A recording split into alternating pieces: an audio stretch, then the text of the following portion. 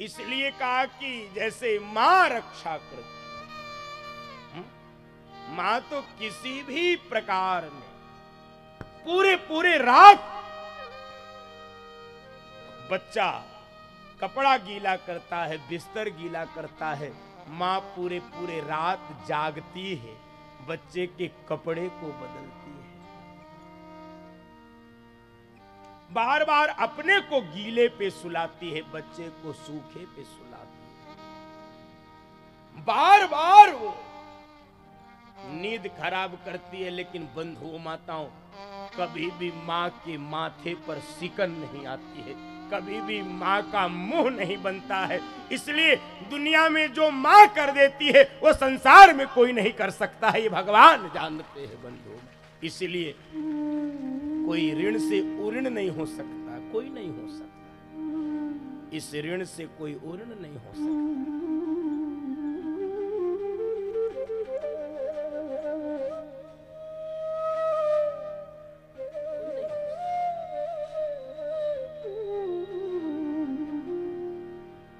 कई बार मैं इसलिए निवेदन करता हूं, चूंकि अब आज नरसिंह जी के प्रसंग में हम लोग प्रवेश कर लिए थे, तो वो प्रसंग अपने में बहुत विस्तृत था, बड़ा मार्मिक था, तो एक निवेदन कर दूं इस प्रसंग में।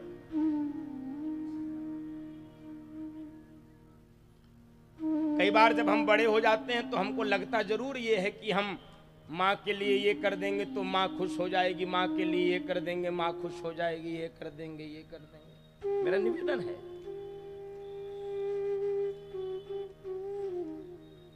माँ को कुछ नहीं चाहिए, आप कुछ नहीं चाहिए, लेकिन वो याद सब रखती है बंधु माता, वो याद सब रखती है। और मैं तो हाथ जोड़कर निवेदन कर रहा हूं, यदि कुछ मां के लिए कर सकते हो तो इतना ही करना, कभी अपनी बूढ़ी मां को अपने पत्नी के सामने डांटना मत, बोलना मत, समझाना मत। बंधुओं माताओं, जब जवान बेटा अपनी पत्नी के सामने अपनी बूढ़ी मां को डांटता है, समझाता है, एकदम बूढ़ी मां की छाती फट जाती है, और बूढ़ी मां को वो दिन याद आने लगता है, किसी को 9 महीने अपनी कोख में रखा था इसी दिन को देखने के लिए, इसी दिन को देखने के लिए।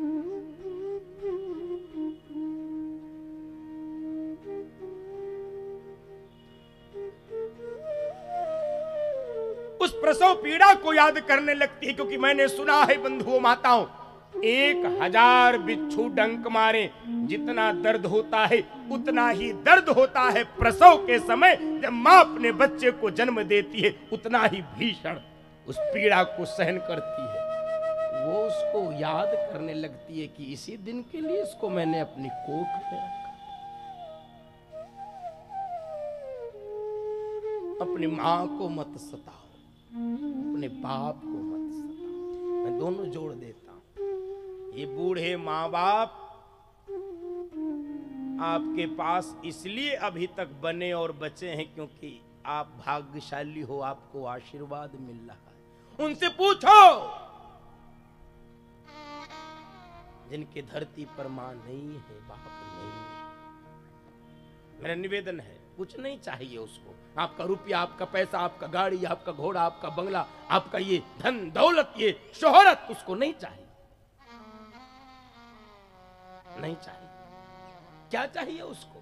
बूढ़ी माँ आपके घर में होती, देखो बूढ़ों को बहुत तिरस्कृत किया जाने लगा है आज के युग में, और मैं तो इसलिए ये बात कह रहा हूं, बड़ी जिम्मेदारी के भाव से कह रहा हूं। देश में वृद्धाश्रम बढ़ने लगे हैं। आप थोड़ी कड़वी लग सकती मेरी बात, मैंने देखा अपनी आंखों से, बेटे और बहू के कमरे को देख लीजिए और बूढ़े माँ और बाप के कमरे को देख लीजिए। मैंने देखा है कहीं कोने में खटिया पड़ी हुई है, कहीं कोने में जीवन व्यतीत कर रहे हैं। अरे क्या नहीं तुमको दिया, तुमको जीवन दिया है, आज उनके साथ ये व्यवहार किया जा रहा है। बूढ़े हो गए तो आप उनको छोड़ दोगे, उनकी सेवा नहीं करोगे। वो बीमार है, वो खांसते हैं, उनके कफ निकलता है, उनके क्रियाएं हो जाती हैं, तो आप उनको दूर करोगे? आपकी आत्मा नहीं रोती है? बंधुओं माताओं, ऐसा दिन इस देश में देखना पड़ेगा। अब केवल संपत्ति का बंटवारा नहीं होता, अब तो माता पिता को भी बांटने लगे लोग। 2 भाई हैं, 4 भाई हैं, तो ये तय होता है कि पिताजी को कौन कितने दिन रखेगा, माँ को कितने दिन कौन रखेगा, कौन रखेगा। नहीं नहीं, अब बहुत हो गया, अब यहाँ जाओ, अब वहां जाओ, और ये बूढ़े बेचारे दर दर भटकते, जिन्होंने इतना बड़ा किया, पाला पोषा, आज वो दर भटक रहे। मेरी हाथ जोड़कर प्रार्थना है, कुछ मत करिए, कोई कथा प्रवचन मत सुनिए, कोई दान मत करिए, कोई तीर्थ मत करिए, कोई सत्कर्म मत करिए। मेरे कहने से बस इतना करिए कि जैसे जीवित देवी देवता आपके माता पिता हो, उनकी उसी प्रकार से पूजा करिए, और कुछ मत करिए। जीवित देवी देवता मानकर उनकी पूजा करिए, मत पूजिए पत्थर की मूर्ति को। लेकिन ये माता पिता वृद्ध आपके जीवित देवी, आपके वाणी से यदि आचरण से उनको कष्ट हुआ, आपका पैसा, आपका रुपया बंधुओं माताओं मिट्टी के समान। बड़ी कठोर बात बोल रहा हूं, कुछ मत करो, कुछ मत करो। इतना कर दो,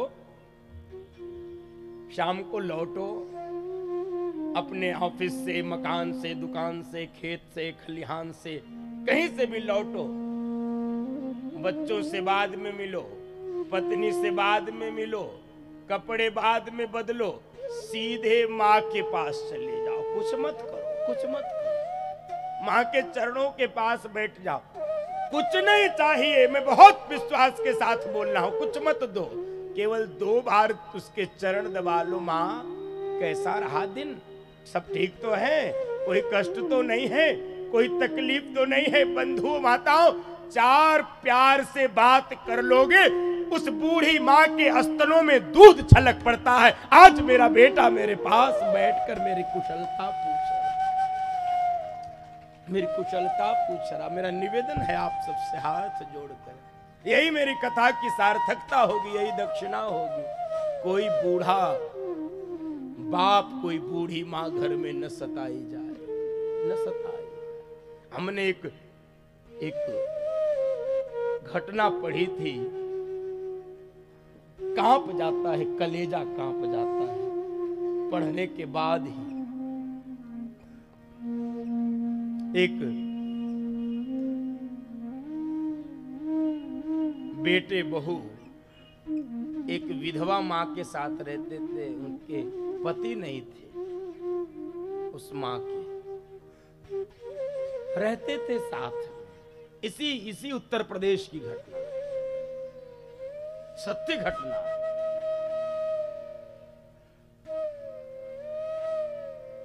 किसी तरह कुछ दिन समय कटा,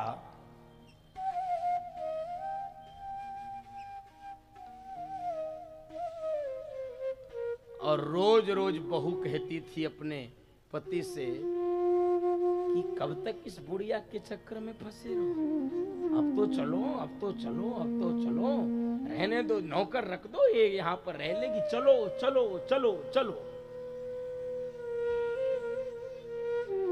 और बंधुओं माताओं, अपनी पत्नी के बात में आकर बेटा अपनी विधवा मां को छोड़कर नौकरों के सहारे चला बाहर नौकरी करने के लिए। अपने बेटी और अपनी पत्नी के साथ वो बूढ़ी मां अकेले रहने लगी है अपने कमरे में। मां तो मां होती है, अब रहने लगी। माँ बहुत जल्दी आएंगे, वहां पर सब सेटल्ड हो जाए तो आपको लेकर चलेंगे, आपको लेकर चलेंगे। हाँ बेटा ठीक है, तुम्हारी जिसमें खुशी हो। माँ तो केवल बेटे की खुशी के लिए मरती है, उसी के लिए जीती, उसको कुछ नहीं चाहिए।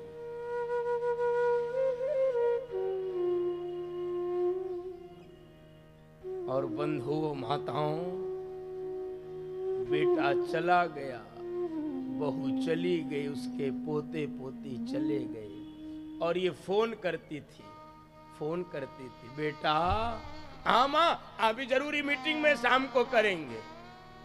पूरे शाम पूरी रात प्रतीक्षा करती थी, मेरा बेटा हमको फोन करेगा, मेरा हाल चाल। फिर फोन करती थी, बेटा माँ अभी जरूरी मीटिंग में हूं, मैं बहुत जल्दी आपसे बात करूंगा। नहीं किया। एक दिन फोन की, बेटा फोन काटना मत प्लीज, सुन लो, एक बार हमको बुला लो, या तो तुम आ जाओ, तुमको जी भर के देख ले, और कुछ नहीं चाहिए, बहुत दिन हो गया तुमको देखे। माँ फूट फूट कर रोने लगी। बेटे ने कहा हाँ माँ बहुत जल्दी आएंगे। प्रतीक्षा करती रही। बेटे को फुर्सत नहीं मिल रही है कि हम अपनी बूढ़ी माँ को देख ले, एक बार मिल ले अपने पास। अरे क्या ले लेती तुम्हारा, एक कमरे में एक कोने पे 2 रोटी खा के ये बूढ़ी माताएं पड़ी रहती, क्या आपका ले लेती है, क्या आपका ले लेती। नहीं आया। और बंधु माता, इसकी बूढ़ी विधवा माँ अपने बेटे की याद में तड़प कर मर। कई दिन तक फोन नहीं आया, कई दिन तक इनको कोई सुध नहीं है, और इसका घर कई दिन तक नहीं खुला। पड़ोस के लोग दरवाजा तोड़े, पुलिस को बुलाए। इसकी मां मरी धरती पर पड़ी। इसको सूचना किया गया है, बंधुओं माताओं ये आया, जीते जी नहीं आया, मरने के बाद आया। इसकी मां धरती पर पड़ी थी। और बंधुओं माताओं, मां के पास केवल 2 वस्तुएं पाई गई। मां के पास कुछ दवाई के पत्ते और अपने बेटे की फोटो थी। उसी से लिपट कर मां अपने बेटे के वियोग में प्राण छोड़ दी। बंधुओं माताओं, हाथ जोड़कर प्रार्थना, अपने बूढ़े माँ बाप को मत सताइए। और मुझे तो लगता है कि वास्तव में परमात्मा ने यदि आपको कोई उपहार दिया है, आपको कोई कृपा दी है, तो आपके साथ आपके बूढ़े माँ बाप रहें और आपको आशीर्वाद देते